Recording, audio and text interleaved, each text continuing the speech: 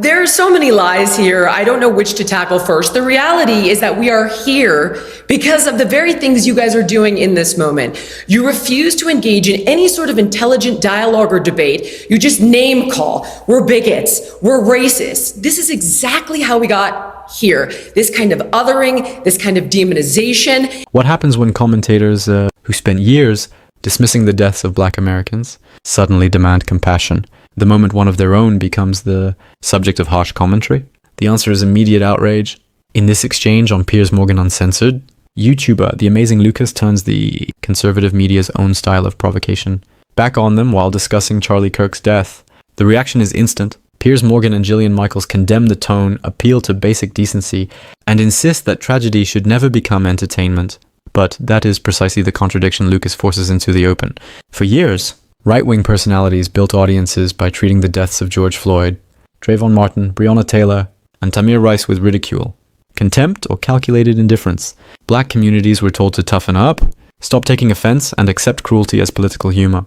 The moment that same standard is applied in the opposite direction, the rules suddenly change. What follows is not simply a chaotic television argument. It is a public exposure of an outrage, industry that tolerates cruelty when aimed outward, then demands empathy when the consequences reach home. Before we roll the clip, take a moment to support the channel by liking this video, subscribing, and turning on notifications so you never miss another breakdown. With that said, let's get straight into it. That the right has been advocating for these last 10 years and mocking and making light of Black death, something that Charlie Kirk himself did time and time again. As a matter of fact, I would argue that if Charlie Kirk, instead of focusing his time on Black culture and Black on Black crime, if he had spent a modicum of his time focusing on the white youth, that perhaps he would still be with us today. Are you pleased he's dead? No, absolutely not.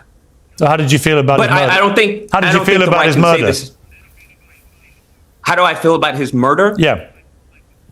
Well, I think a quote by a great author sums up the sentiment of millions of Americans around the world, and that is, some cause happiness wherever they go, others when they go. And I think that's a sentiment that is palpable amongst many Americans around the world due to the hate and vitriol and bile that Charlie Kirk sowed. So I think there was a pastor just to be clear, unless I misheard you, then you are happy he died. No, I don't think as far as happiness is an emotion that you literally just read me a quote which implies you're happy.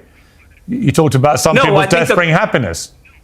The purpose of the quote was to say that there are some people who have caused harm and death and turmoil to other groups of people, such as Charlie Kirk, whether it's Black people, whether it's, trans people. No, I heard the quote. But just to be clear, you said that the quote ends in that their death brings happiness, but you've denied that you were happy. But when you tell me a quote, I don't disagree. When you tell me a quote like that, I presume from that quote you're implying that actually you are happy he died because he deserved it. He had it coming.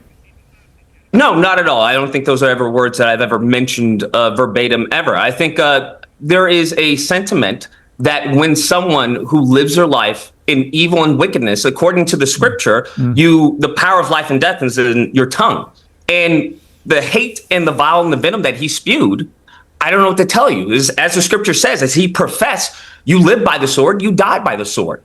I think his focus should have been on a community that, clearly is in problem. That I find it interesting that there's more scrutiny on people who may make memes that they've done of George Floyd and other Black victims than on the white male youth that did this tragedy, as some would call it. Why would you be offended about the memes to people like George Floyd, which I found contemptible at the time, if they're the same ones that you're talking about? Why would you profess to be offended by those if you're quite happy to do the same kind of thing yourself?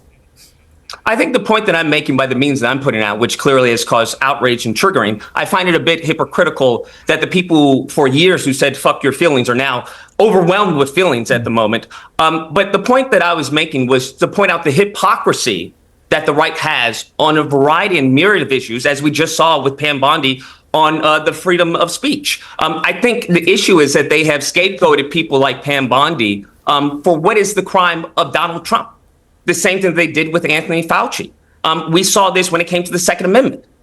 They banned bump stock ban. They had a bump stock ban under Donald Trump while they were fear-mongering about Biden take away your guns. But as we saw, there was no outrage, there was no protest, and we come to find out that it was unconstitutional. So I think this hypocrisy is ubiquitous within the right, and I think my memes expose that hypocrisy. And what about your own personal humanity? I mean, hashtagging his widow in a mocked-up promotion poster of Kirk and Twerk at Neck of the Woods. How do you justify targeting... hang on. How do you justify targeting his widow? I think that's a bit disingenuous to use such hyperbolic language as targeting. I think it's more of a strategic plan of attack to get the message out to more people. When we saw Erica Kirk, she had a moment to speak for unity within the country, left and right, and she chose to fundraise. She then chose to use the scripture and talk, very nicely of her, past husband. And I understand that. But by that same token, there are people who were absolutely harmed by the rhetoric that Charlie Kirk put out. And that rhetoric actually codified in many cases in many states. So I think it's abhorrent and actually perverse to expect people who are harmed by his rhetoric, harmed by someone who had anti-black, anyone who wasn't white and Christian in his perspective. I think it's perverse to try and criticize those people or try and make them seem as if they're the bad guys when that's but you see, funny enough, I can look at what you've done and I can see somebody who is abhorrent and despicable and actually evil. Actually, the stuff when you target someone's widow as she grieves and once tries again, to I protect disagree her with the two word children. targeting. No. I'm talking about me. I'm talking about me personally. My view of what you've done.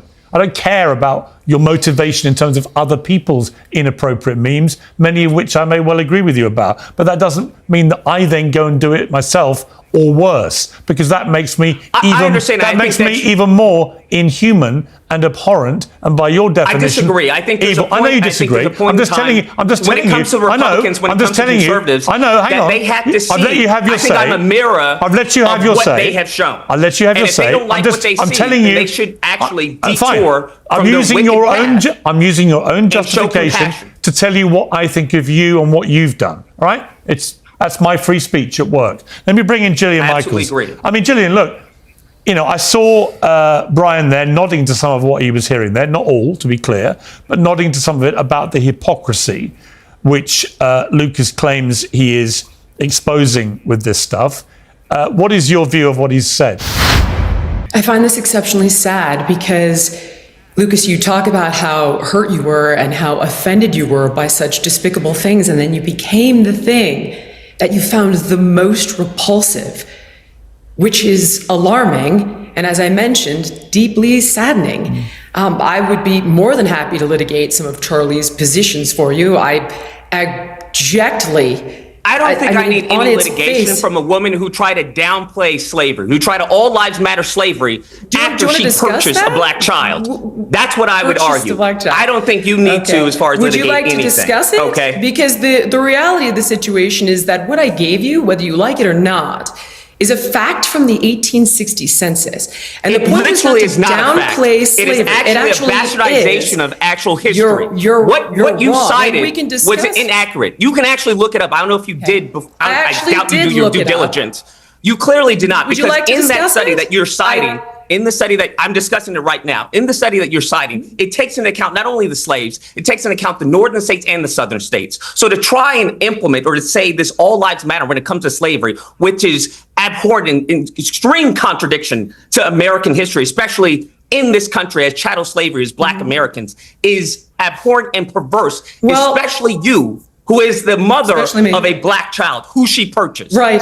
Other people is my turn to talk? You purchased. Is it? By all means. How did I? Okay, well, I'm not quite sure what you mean by purchase. She's adopted, and it is illegal to purchase a child. Did you pay to get that child? No, I paid the adoption agency. It was absolutely free. Study. It was absolutely okay. I paid the adoption agency like you. So then there was a process of child. I believe that other people adopt. Adoption agency. Okay, you're wrong, and that's defamation. I'm literally right as you're saying that you paid to an adoption agency. You're literally wrong, and it's this I'm kind literally of hateful, correct.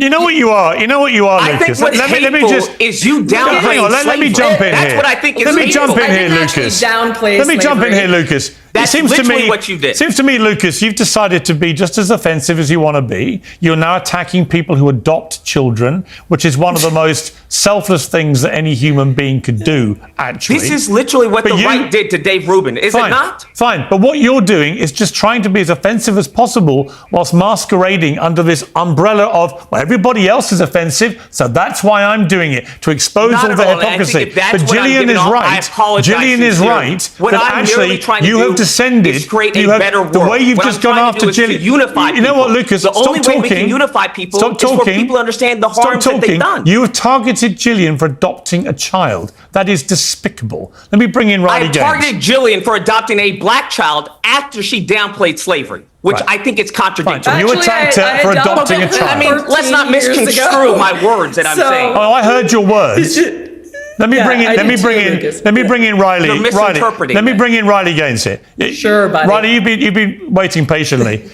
Great rebuttal, Jillian. Okay, can you please let the others speak, please? Okay. I wasn't actually allowed to talk, Lucas, but I'm more than happy actually to have you on my podcast. That's because anything that comes out of your mouth is backlit. We can discuss all of it. All right, let me bring in Well, Riley. if you'd like to come on my podcast, I would be more than happy to give you Okay, a platform. that's a different I'm more than podcast for a willing- different more time. than willing to have discourse. Okay, just you know to what? honor Charlie Kirk. If you're to be willing for honest with you. discourse, let Riley Gaines speak.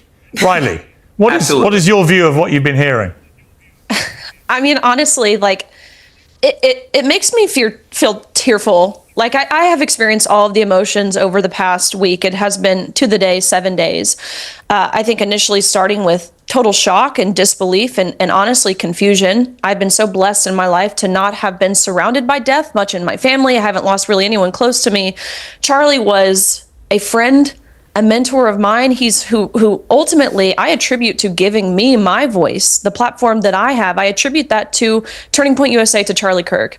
So to lose a friend like that, like I have gone through all the emotions, but to sit here today and listen to the discussions that we have seen, I think particularly. What unfolded on that panel was not really a defense of civility. It was an effort to protect one of the most profitable formulas in contemporary politics, turning cruelty into content, influence, and revenue.